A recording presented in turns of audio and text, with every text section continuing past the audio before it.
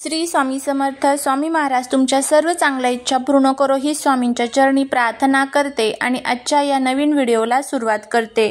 श्रावण महिन्याला सुरुवात झालेली आहे आणि पवित्र अशा श्रावण महिन्यामध्ये आपण अनेक प्रकारचे व्रत, वैकल्य, सेवा आणि उपाय करत असतो. तर या श्रावण महिना संपण्यापूर्वी आपल्याला आपल्या घरामध्ये एक अतिशय प्रभावी असा उपाय करायचा आहे. आपल्याला आपल्या घरामध्ये असा एक मिठाचा दिवा जो आहे तर तो लावायचा आहे. घरातील जी कुलस्त्री असते, जी घराची लक्ष्मी असते, तर तिने हा जो उपाय आहे तर तो करायचा आहे. यामुळे घरामध्ये कधीच पैशांच्या अडचणी येणार नाही, आयुष्याचं सोनं झाल्याशिवाय राहणार नाही. घरातील सर्व दुःख, दोष, दारिद्र्य, अडचणी दूर होऊन तुमच्या मनातील ज्या काही इच्छा आहेत तर त्या देखील पूर्ण होतील.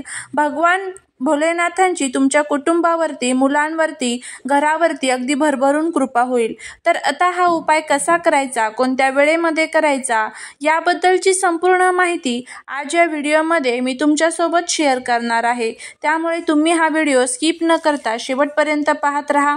चॅनलवरती नवीन असाल तर चॅनलला सबस्क्राईब करा आणि असेच माहितीपूर्ण नवनवीन व्हिडिओ बघण्यासाठी बेल आयकॉनलाही प्रेस करा, म्हणजे माझ्या सर्व नवीन व्हिडिओंचं नोटिफिकेशन तुम्हाला मिळेल आणि तुम्ही एक पण व्हिडिओ मिस करणार नाही. त्याचबरोबर कमेंटमध्ये ओम नमः शिवाय लिहिला अजिबात विसरू नका, जेणेकरून भोलेनाथांची तुमच्या कुटुंबावरती, मुलांवरती अगदी भरभरून कृपा होईल. श्रावण महिन्याला सुरुवात झाली की श्रावण महिन्यामध्ये आपण आपल्या घरामध्ये शिवलीलामृत, गुरुचरित्राचे पारायण, नवनाथ पारायण, शिवलीलामृतचा 11वा अध्याय अशा अनेक प्रकारच्या स्तोत्रांचं आणि मंत्रांचं पठण करत असतो. यामुळे आपल्या घरातील जे काही दोष आहेत, दुःख आहे तर ते सर्व दूर होण्यासाठी मदत होत असते आणि भोलेनाथांची आपल्या कुटुंबावरती कृपा होत असते. त्याचबरोबर अनेक घरांमध्ये श्रावण महिन्यामध्ये सत्यनारायण पूजा जी आहे तर ती देखील केली जाते. श्रावण महिन्यामध्ये असं म्हणतात की एक तरी सत्यनारायण हे आवर्जून आपल्या घरामध्ये करावं. कारण भोलेनाथ हे कोणाचे आराध्य आहे तर ते भगवान विष्णूंचे, आणि भगवान विष्णूंचे आराध्य कोण आहे तर ते भगवान शिवशंकर. त्यामुळे या दोन्ही देवतांची कृपा ही आपल्यावरती होत असते. एक आहेत सृष्टीचे पालन करता आणि एक आहेत सृष्टीचे निर्मिता. त्यामुळे भगवान विष्णूंची पूजा ज्या घरामध्ये केली जाते ते घर सोडून माता लक्ष्मी या कधीच जात नाही. त्यामुळे या कालावधीमध्ये आपल्या घरामध्ये तुम्ही जे व्यंकटेश स्तोत्रांचं 3 दिवसाचं रात्रीचं अनुष्ठान असतं तर ते देखील करू शकता. त्याचबरोबर या कालावधीमध्ये तुम्ही तुमच्या घरामध्ये विष्णू सहस्रनामावली जी तुम्हाला भगवान विष्णूंची उपासना करता येईल ती तुम्ही करू शकता. त्याचबरोबर एक अतिशय प्रभावी उपाय सुद्धा तुम्ही करू शकता. तर तुमच्या आजूबाजूला जिथे कुठे मंदिर असेल भगवान विष्णूंचं, त्या मंदिरामध्ये तुम्हाला एक साधा उपाय करायचा आहे. तर एक मुठी जव जी असते तर ती तुम्हाला घ्यायची आहे आणि तुमच्या आजूबाजूला जिथे कुठे भगवान विष्णूंचं मंदिर असेल तर त्यांच्या चरणी तुम्हाला ओम नमः शिवाय या मंत्राचा जप करत करत ही जव जी आहे तर ती अर्पण करायची आहे. याने सुद्धा आपल्या घरातील सर्व ज्या काही अडचणी आहेत ना तर त्या दूर होतात आणि घरामध्ये सुख, शांती, समृद्धी जी आहे तर ती टिकून राहते. कोणत्याही दिवशी श्रावण महिन्यामध्ये तुम्ही हा जो उपाय आहे तर तो करू शकता. अगदी साधा सोपा आहे, तुम्ही हा पण उपाय करून बघा. त्याचबरोबर हा दिवा जो आहे तर तो आपल्याला आपल्या घरामध्ये लावायचा आहे. घराची जी लक्ष्मी असते तर ती घरातील महिला असते. महिला रोज सकाळी लवकर उठतात, आपल्या देवघरामध्ये देवांची पूजा करतात, घरामध्ये अनेक प्रकारच्या स्तोत्रांचं आणि मंत्रांचं पठण करत असतात. तेच जर एखाद्या घरातील महिला असते, ती घरामध्ये स्वच्छता ठेवत नाही, घरामध्ये जर काम करण्याचा तिला कंटाळा येत असतो, घरामध्ये सतत भांडण कटकट करत असेल तर अशा घरामध्ये कधीच देवी लक्ष्मी निवास करत नाही.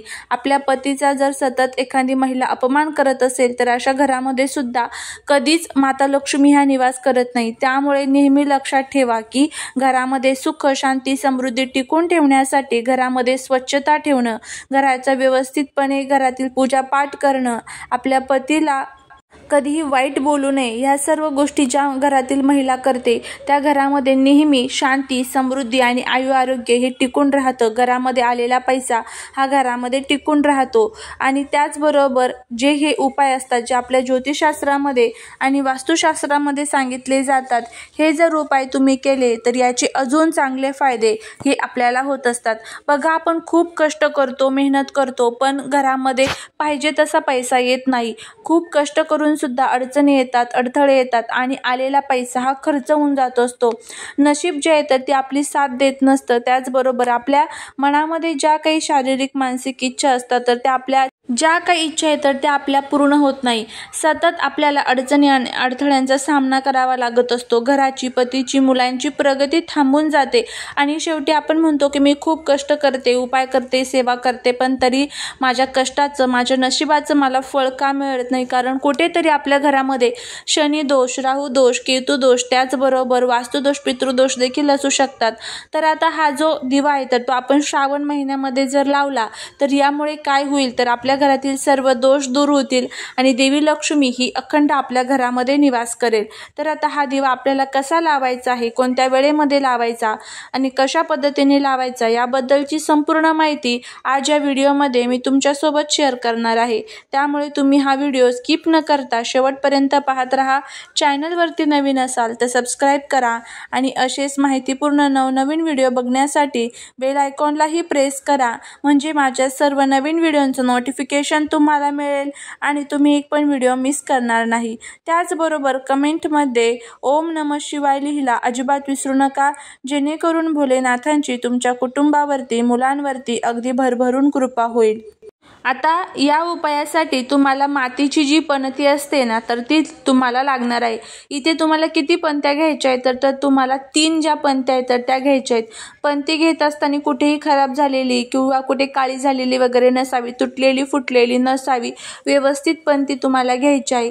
त्यानंतर तुम्हाला काय करायचं आहे तर हा जो दिवा आहे तर तो तुम्हाला लावायचा आहे. पण हा दिवा तुम्हाला कधी लावायचा आहे? श्रावण महिन्यातील कोणत्याही शुक्रवारी तुम्हाला संध्याकाळी हा जो दिवा आहे तर तो लावायचा आहे. संध्याकाळी कधी लावायचा तर संध्याकाळी 5 ते 7चा जो कालावधी असतो तर त्या कालावधीमध्ये तुम्हाला हा दिवा लावायचा आहे.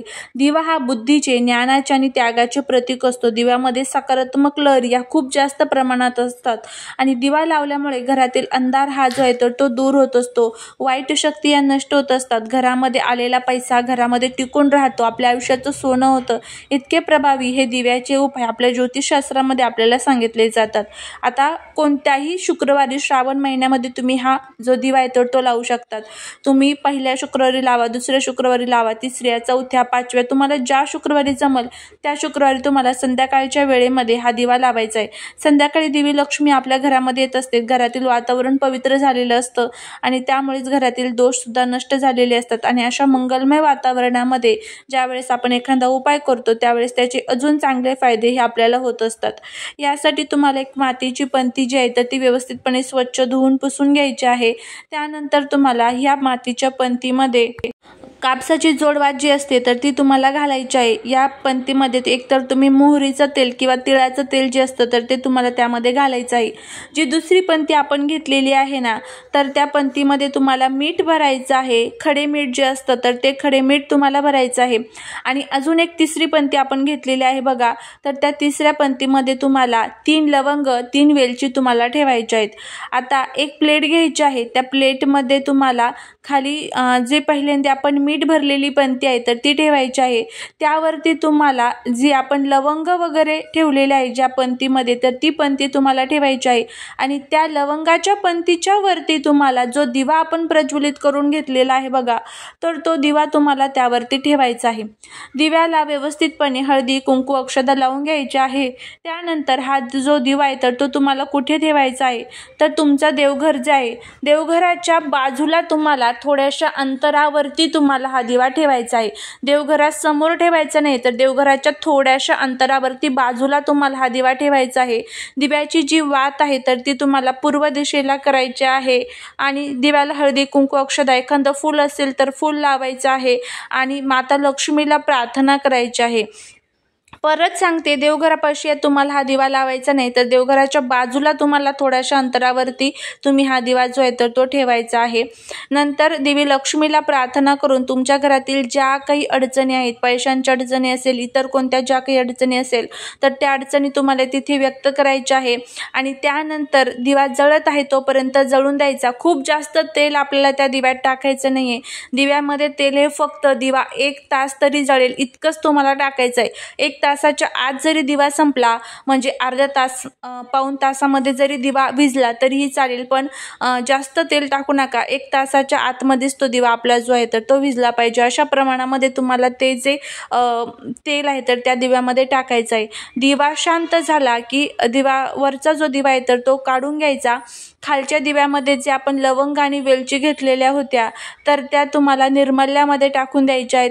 आणि जे मीठ आहे त्या मिठाला आपल्या हाताचा स्पर्श होणार नाही याची तुम्हाला काळजी घ्यायची आहे. स्पर्श न करता तुम्हाला हे जे मीठ आहे तर ते प्राण्यामध्ये प्रवाहित करायचं आहे. आपल्या घरातील ज्या काही निगेटिव्ह एनर्जी, ज्या काही वाईट शक्ती असेल तर त्या सर्व त्या मिठामध्ये शोषल्या गेलेल्या असतात. त्यामुळे त्या मिठाला आपला स्पर्श न करता फक्त अलगदपणे ती पंती उचलायची आहे. आणि तुम्हाला हे मीठ जे आहे तर ते तुमच्या बेसिंगमध्ये तुम्ही टाकू शकतात. एखाद्या वाहत्या पाण्याच्या ठिकाणी तुम्ही टाकून देऊ शकतात, चालेल, काहीच अडचण नाही. तुमच्या आजूबाजूला जिथे कुठे पाणी असेल तिथे तुम्हाला ते मीठ जे आहे तर ते प्रवाहित करायचं आहे. अशा पद्धतीने तुम्हाला हा जो उपाय आहे तर तो करायचा आहे.